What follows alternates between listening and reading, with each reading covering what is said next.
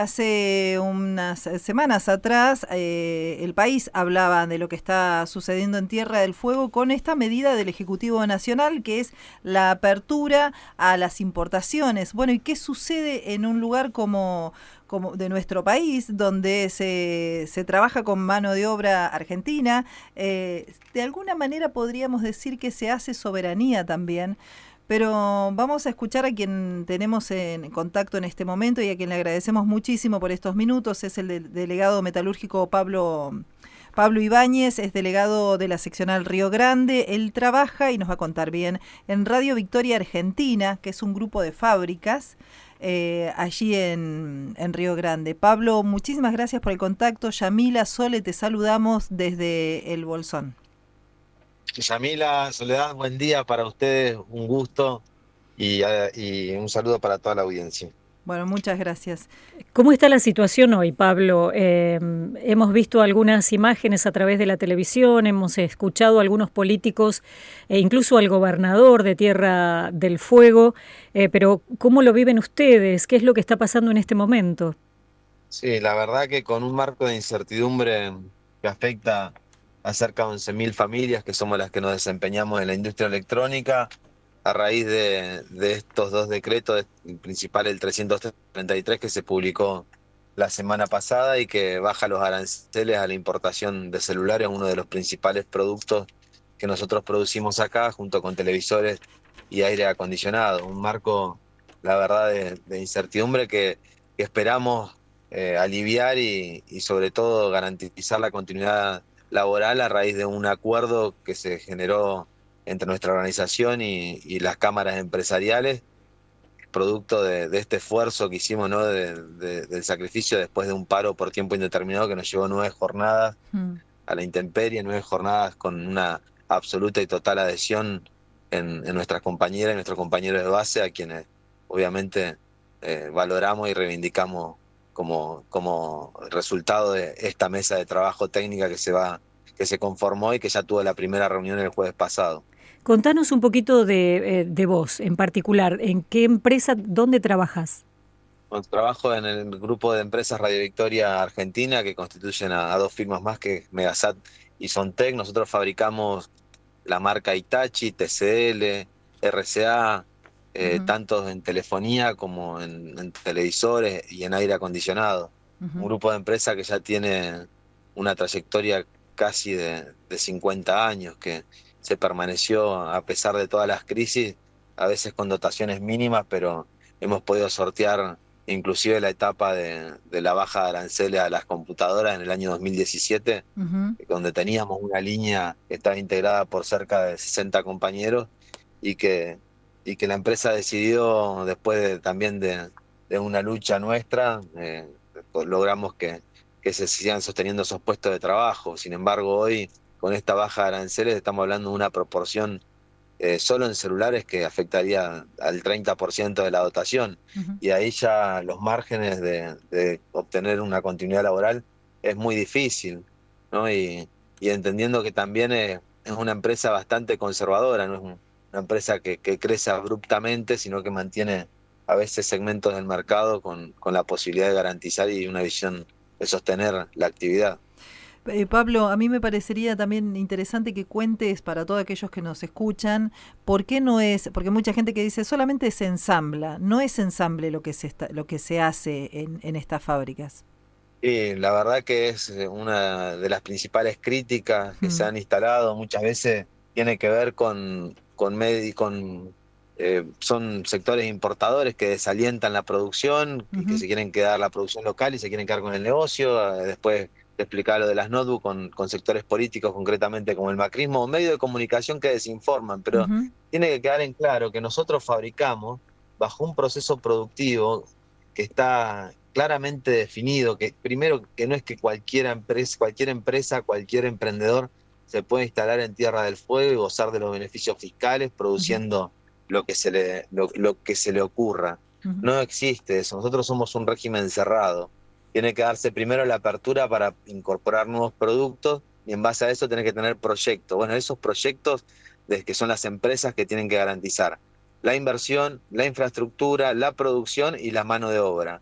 eso repercute directamente en una economía blanqueada. Somos la provincia con mayor nivel de empleo registrado. Y el método de fabricación está auditado por las principales marcas. Si se fabrica desde la inserción de una placa, que viene pelada, que no tiene absolutamente nada, con los microcomponentes que se insertan en sectores como inserción automática, pasa por un proceso de elaboración manual, después se termina en un ensamble final y hasta lo que se refiere a la logística, con circuitos de refrigeración de caños que vienen enrollados, se sueldan, se conforman y terminan en un aire acondicionado. Ujú. O sea, es una industria altamente tecnológica que supo demostrar en plena pandemia la posibilidad de mejorar un proceso productivo de respiradores artificiales que se desarrollaban en Córdoba a un 30% más de eficiencia. O sea, es una empresa, un sector industrial el más austral que tenemos en el país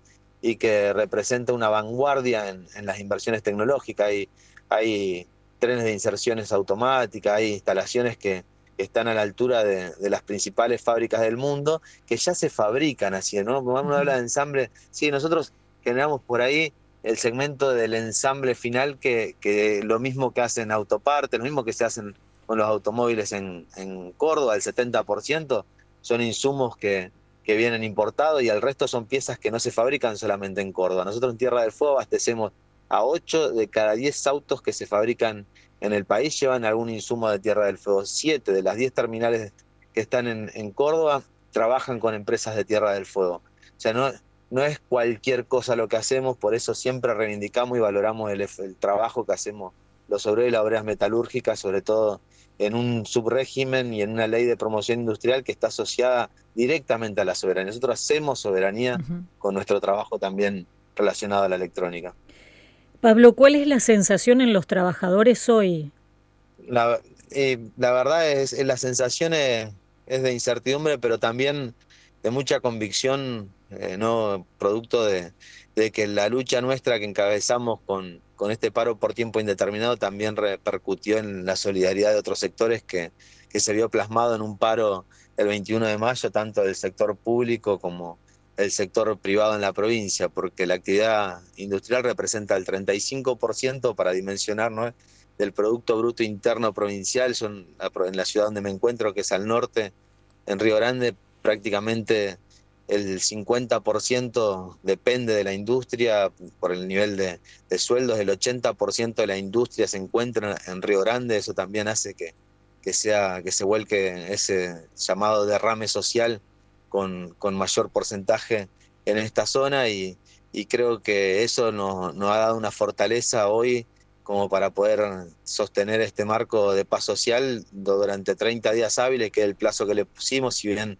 el acuerdo que firmamos con las empresas tiene que ver con una garantía de la continuidad laboral hasta el 31 de diciembre, nosotros tenemos la firme convicción de que si en 30 días hábiles esto no llega a encontrarse alguna garantía que nos permita transitar después del 31 de diciembre con la continuidad laboral, vamos a volver a las medidas de fuerza y obviamente no es lo que uno más quiere, ¿no? Lo que nosotros apelamos es, entendemos que si hay alguna posibilidad, las empresas tienen que manifestarlo, son ellos quienes saben realmente cómo impactan este decreto de baja de aranceles, cuáles son sus estructuras de costos, pero también comprendemos que distinto a lo que pasó en el 2017, desde el 2017 hasta acá, muchas de las fábricas fueron adquiriendo la licencia de importación y prácticamente todas tienen esa posibilidad. En caso de que se discontinúe la producción, van a dar vuelta al cartelito, van a pasar a importar y la pérdida por parte de las empresas no va a estar, sino que vamos a tener el impacto directamente en nuestros bolsillos, nuestros puestos de trabajo y por consecuencia de ello también en la recaudación provincial. El número que manejábamos de puestos de trabajo es de 7.000 empleados que podrían quedar sin empleo. ¿Este es el número que ustedes más o menos manejan o es más? No, son 7.000 que son directamente asociados a la industria. Pasa que después tenemos de forma indirecta todo lo que sea área de servicios, como la logística, el servicio de comedores, de seguridad, limpieza. Todos esos hacen, porque más o menos se estime por cada 3 metalúrgicos, uno adicional y eleva el número a cerca de 11.000, 12.000 puestos de trabajo, lo que estarían en riesgo si se dan todas estas, no en el corto plazo. En el corto plazo tenemos la pérdida de celulares que representa un 30%, estamos hablando que ahí son cerca de 4.000. Pero el año que viene ya vamos a tener el impacto de las otras bajas aranceles en aire acondicionado, que también tiene una medida antidumping que vence el año pasado y que era muy similar a la que teníamos con hornos microondas, un producto que ya perdimos. Nosotros desde que asumió este gobierno nacional, el año pasado nosotros fabricábamos el 100% de los microondas que se consumían en el país y ahora el 96% está entrando importado porque no se renovó una medida antidumping, una medida paraarancelaria como las que hoy están en agenda de los Estados Unidos y todo escucha, de todo el mundo, ¿no? Sabe que esa guerra arancelaria con China tiene que ver con este tipo de barreras. Bueno, nosotros no la renovó el gobierno nacional a pesar de la presentación de las empresas conjuntas con los sindicatos que realizamos, decidió no renovarlo y así también perdimos la fabricación de lavarropas, que era un segmento muy importante. Pablo, preocupa mucho esto que vas diciendo, cómo lo van haciendo como en cuentagotas, y de a poco cómo se va desindustrializando. Y por otro lado te quería preguntar también, vos hablas de soberanía y me gustaría también que cuentes por qué es un sector a nivel geográfico estratégico y a nivel de recursos y qué punto de relación tiene esto, ser digamos un espacio estratégico con la puesta en marcha de bases militares de Estados Unidos. Sí, por ahí para comenzar a entender que en el acuerdo con el Fondo Monetario Internacional que se vota en diputados, que solo accedimos a una minuta de prensa, tanto la ciudadanía como los diputados, que fue irresponsable la votación en ese sentido, porque en esa minuta ya establecía que había que revisar Tierra del Fuego, ¿no? Ya hablaba de que éramos un régimen distorsivo a los precios y que había que revisarlo. Bueno, se vota favorablemente ese acuerdo. Y esto entendemos que es la continuidad, ¿no? de ese compromiso que tiene el gobierno con el Fondo Monetario Internacional, que combinado a la decisión de generar una base conjunta con Estados Unidos de características militares y nucleares, y que la visita del Comando Sur ya haya generado 2 veces la presencia en nuestra provincia con el acompañamiento, entendemos que buscan despoblar, ¿no? Que es una intención de despoblar como nos pasó en los años 90 con el menemismo, donde quedamos tan solo 700 obreros metalúrgicos. ¿Por qué? Porque la provincia tiene una importante cantidad de recursos. En una provincia que, si uno la analiza, es la más grande del país por la cantidad de territorio que ocupa. Si mide la distancia desde Tierra del Fuego a la Antártida, de Tierra del Fuego a la Quiaca, somos el centro geográfico del país en ese sentido, y una importante logística se desprende de estas latitudes porque somos una isla que tiene 3 pasos entre los 2 océanos principales como el Atlántico y el Pacífico, que cuando el Canal de Panamá no existía, los barcos pasaban por acá. Hoy cuando se congestiona, cuando se pone en agenda también o en discusión el Canal de Panamá, los barcos muchos pasan por estas aguas. Una isla, una provincia de característica insular, somos la isla más grande, ¿no? Que para acceder a ella tenemos que pasar sí o sí por Chile, porque no está cumpliéndose con la ley 26776 que establecía tener un cruce estratégico por aguas argentinas, por nuestro propio mar, y una provincia que se llama Tierra del Fuego, Antártida, Isla del Atlántico Sur, porque ya en su nombre establece que somos bicontinentales y somos la puerta de acceso a la reserva de agua dulce más importante que tiene el mundo, y que hoy muchas potencias internacionales no empiezan a mirarlo, porque en el 2050, acá a la vuelta de la esquina, tenemos la renovación del Tratado Antártico y seguramente va a ser materia de discusión quienes tengan mayor presencia en cercanía a ese territorio. Pero aparte, seguimos teniendo, no está solucionado. Nosotros abastecemos el 20% del gas que se consume en el país, tenemos petróleo, tenemos pesca, y tenemos parte de nuestro territorio todavía usurpado por una superpotencia colonial. La principal, la número 1 de Europa es Inglaterra, por la cantidad armamentística que tiene, y la base en el Atlántico Sur más fortalecida es Malvinas. Ahí el gobierno británico no analiza el déficit fiscal que generan los 1.200 isleños que tienen el sueldo más alto de los salarios casi en el mundo, está en el ranking de los salarios más altos. Ellos no lo analizan. Nosotros siguen invirtiendo, siguen desarrollando un puerto ahora de aguas profundas, instalando bases armadas que donde depositan sus submarinos nucleares. Bueno, entonces vemos que siempre se machaca sobre Tierra del Fuego por esta característica geopolíticamente estratégica que hoy empieza a tener relevancia y pareciera que le quieren rifar los recursos directamente a entregarlo. Bueno, qué resumen más claro, Pablo. Te preguntamos cuál es la actitud que ha tomado, algo hemos leído y lo hemos escuchado, al gobernador de Tierra del Fuego. Estuvo reunido hace muy pocos días con la gente de ATE también. Contanos un poquito cuál es la figura del gobernador en esto, cuál es el compromiso que ha asumido para defender la producción en Tierra del Fuego. Sí, bueno, toda la clase política, ¿no? Tanto el gobernador como los intendentes han expresado por la preocupación que genera. Los únicos que no se han expresado y que algunos hacen silencio, otros que hablan de competir, de que hay que competir, son los referentes de La Libertad Avanza. Claro. El gobernador propuso esta mesa de diálogo, este principio de acuerdo con el sector empresarial y el gobierno nacional que empezamos a transitar a partir de la semana pasada, concretamente desde el viernes por la tarde, ya que levantamos el paro por tiempo indeterminado.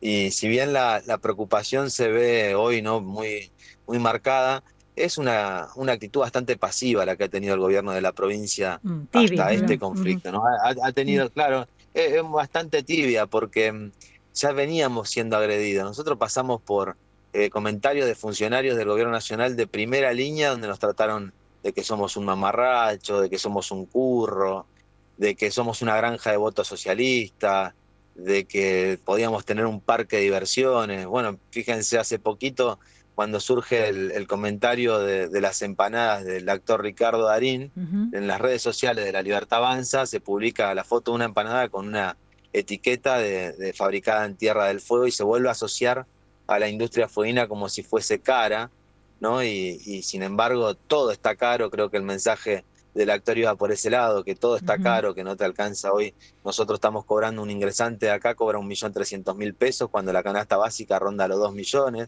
Y eso, en ese sentido, el gobernador tendría que haberse manifestado mucho antes, o la preocupación que nosotros veníamos marcando con distintas resoluciones desde la organización en defensa de la industria tampoco fueron acompañadas. Es un gobierno provincial que recibe una tasa de verificación del proceso productivo de la industria que alcanza para pagar gran parte de los sueldos y que viéndola en jaque, viéndola en riesgo, también tuvo una actitud bastante tibia. Bueno, hoy esa actitud ha cambiado, creemos que el conflicto también ha puesto en agenda mucho más fuerte en la voluntad política y esperamos que todo el arco político se una en defensa como lo viene demostrando con acciones y presencias claras, ¿no? Que es lo que espera el pueblo fueguino, que perfectamente comprendió que acá hay algo más que la defensa de los puestos de trabajo, sino una entrega de soberanía.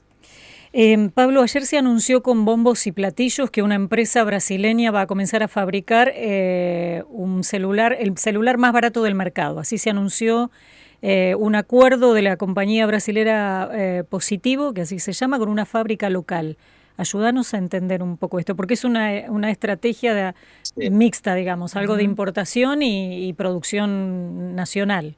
Sí, es muy bueno analizarlo porque bueno, nosotros tenemos un régimen de promoción que es espejo de lo que sucede en Manaos, al norte de Brasil, en plena selva brasilera, donde ellos desarrollaron beneficios fiscales para fortalecer la industria electrónica en un mercado que es mucho más amplio. Ellos tienen 400 millones de personas, nosotros tenemos casi 50. O sea, esa posibilidad de tener un mercado mayor le da posibilidades también a la industria a amortizar determinados segmentos de esa fabricación, digamos, ¿no? Para comprender, y vamos a lo global. Hay solo 4 empresas en el mundo que fabrican pantallas de un celular, de una computadora, de un televisor. Hay 6 empresas en el mundo que fabrican semiconductores, que es el material más chico, el microchip que a veces se habla, bueno, hasta un semiconductor mucho más grande, que puede ser un transistor, bueno, negociadora. Brasil lo que pudo, lo que logró con esto es generar un producto como nosotros tuvimos, en algún momento tuvimos el desarrollo de un televisor 100% argentino y ahí sí se fundieron las piezas acá, se conformaron directamente todos los plásticos que a veces, bueno, para poder amortizar esas matrices tenés que tener volumen de escala. Ese volumen de escala Brasil evidentemente lo tiene una política de Estado en ese subrégimen que tienen en Manaos, es una política de Estado que pasa por el Congreso, no queda blandamente en la voluntad de un decreto, de una política que de un gobierno nacional como pasa con Tierra del Fuego. Nosotros acá la autoridad de aplicación es el gobierno nacional, en el caso de Brasil se transforma en política de Estado porque para modificarlo tiene que pasar por el Congreso y eso le da una garantía a quienes invierten, a quienes desarrollan industrias, sobre todo en industrias tan complejas y tan competitivas como la electrónica, alguna posibilidad de proyectar. Y ahora están fabricando este celular en una empresa mixta, estatal y privada, y que seguramente si bajan los aranceles, o sea, con esta baja de aranceles, también hay que entender que ese acuerdo de principio de mantener dos polos espejos en Brasil, en el norte de Brasil y en Tierra del Fuego, también incluye una baja de aranceles. Entonces no van a venir importados de otra parte del mundo donde el gobierno va a pasar a percibir esos aranceles, va a recaudar y va a bajar el precio. Lo más probable que suceda acá es que ingresen de Brasil, que la electrónica nos invada directamente de Brasil. Entonces, ahí también se cae el argumento de esta posibilidad de que cerrando Tierra del Fuego vamos a recaudar más. Es una mentira y lo que hace Brasil demuestra claramente que cuando hay una política de Estado que protege la industria, que genera producción, también puede llegar a estos niveles de competencia con un producto propio, genuino y que seguramente no dudo va a ser mucho más sofisticado y ayornado a su propia cultura, ¿no? A lo que necesitan los brasileros. Claro. Bueno, Pablo, te agradecemos mucho este contacto. Quedamos atentos y, por supuesto, a disposición. Gracias, Sole, Yamila, que tengan buena jornada y a disposición de nuevo. Un abrazo. Muchísimas gracias. Igualmente. Hablábamos con Pablo Ibáñez, él es delegado metalúrgico de la seccional Río Grande de la UOM y estábamos conversando un poco sobre la realidad en estos momentos y la verdad que nos dejó un panorama muy, muy amplio y muy claro.